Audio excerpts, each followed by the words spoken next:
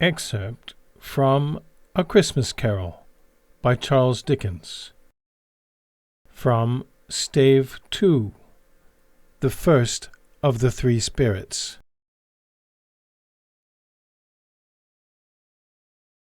Rise and walk with me. It would have been in vain for Scrooge to plead that the weather and the hour were not adapted to pedestrian purposes, that bed was warm and the thermometer a long way below freezing, that he was clad but lightly in his slippers, dressing-gown, and nightcap, and that he had a cold upon him at that time. The grasp, though gentle as a woman's hand, was not to be resisted.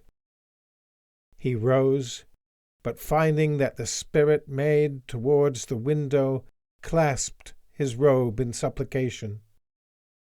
I am a mortal, Scrooge remonstrated, and liable to fall. Bear but a touch of my hand there, said the spirit, laying it upon his heart, and you shall be upheld in more than this.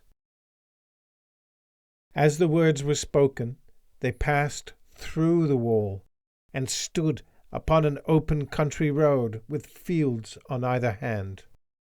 The city had entirely vanished.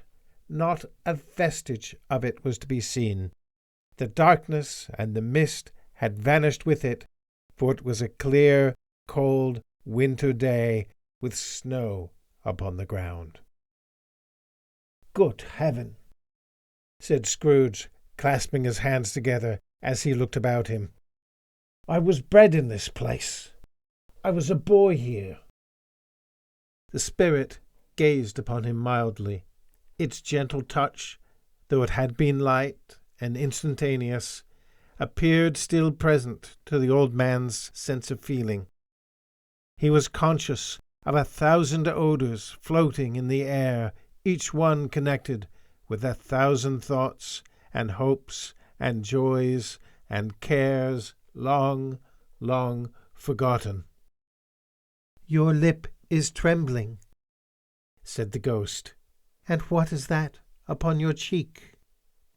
Scrooge muttered, with an unusual catching in his voice, that it was a pimple, and begged the ghost to lead him where he would. You recollect the way? Inquired the spirit. Remember it, cried Scrooge with fervour. I could walk it blindfold.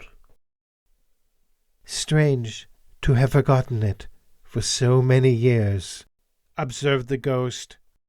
Let us go on. They walked along the road, Scrooge recognizing every gate and post and tree, until a little market town appeared in the distance, with its bridge, its church, and winding river. Some shaggy ponies now were seen trotting towards them with boys upon their backs, who called to other boys in country gigs and carts driven by farmers.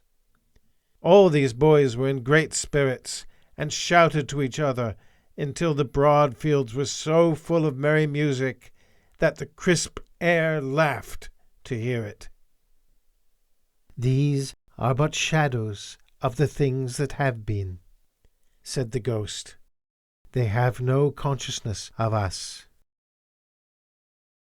The jocund travellers came on, and as they came, Scrooge knew and named them every one. Why was he rejoiced beyond all bounds to see them? Why did his cold eye glisten and his heart leap up as they went past? Why was he filled with gladness when he heard them give each other Merry Christmas as they parted at crossroads and byways for their several homes? What was Merry Christmas to Scrooge? Out upon Merry Christmas! What good had it ever done to him? The school is not quite deserted, said the ghost.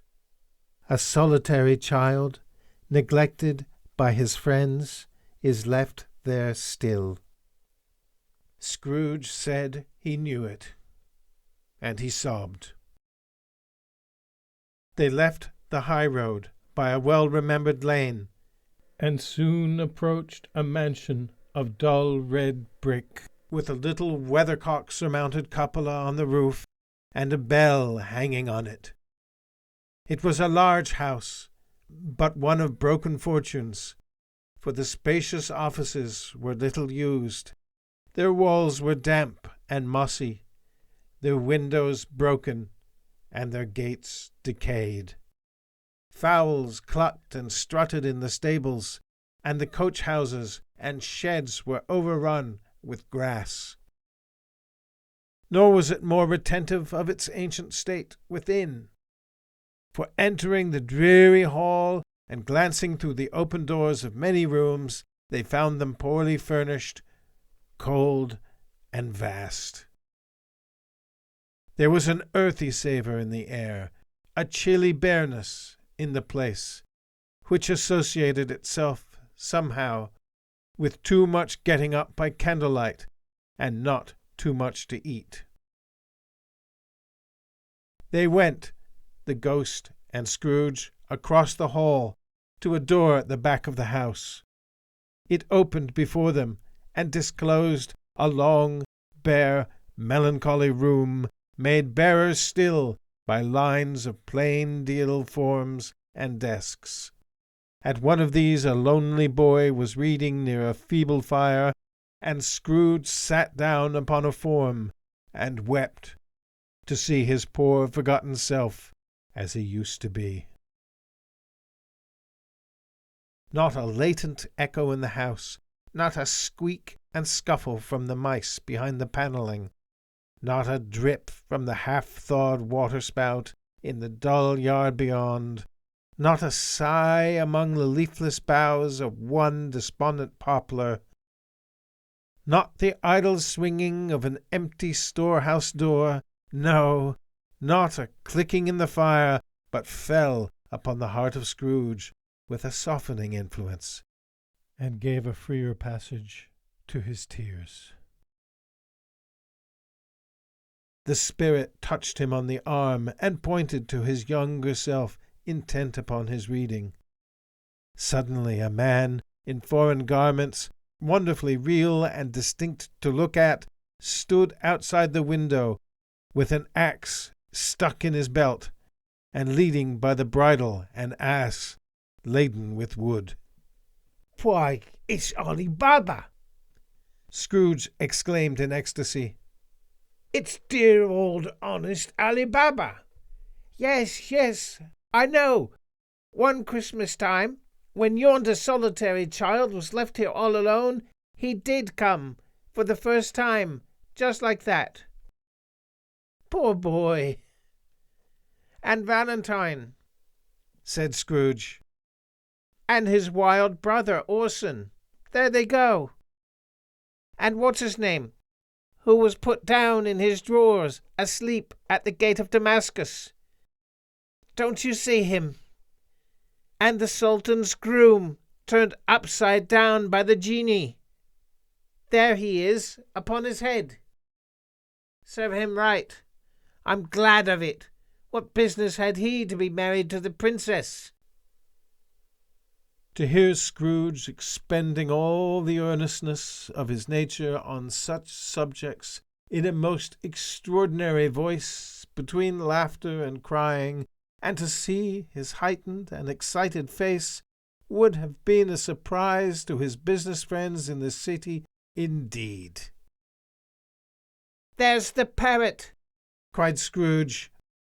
"Green body and yellow tail, with a thing like a lettuce growing out of the top of his head. There he is. Poor Robin Crusoe, he called him, when he came home again after sailing round the island. Poor Robin Crusoe, where have you been, Robin Crusoe?" The man thought he was dreaming, but he wasn't. It was the parrot, you know. There goes Friday, running for his life to the little creek. "Halloa! Whoop! Hallo!" Then, with a rapidity of transition very foreign to his usual character, he said, in pity for his former self, Poor boy. and cried again. I wish. Scrooge muttered, putting his hand in his pocket and looking about him after drying his eyes with his cuff. But it's too late now. "What is the matter?" asked the spirit. Nothing, Said Scrooge. nothing. There was a boy singing a Christmas carol at my door last night. I should like to have given him something. That's all. The ghost smiled thoughtfully and waved its hand, saying as it did so, "Let us see another Christmas."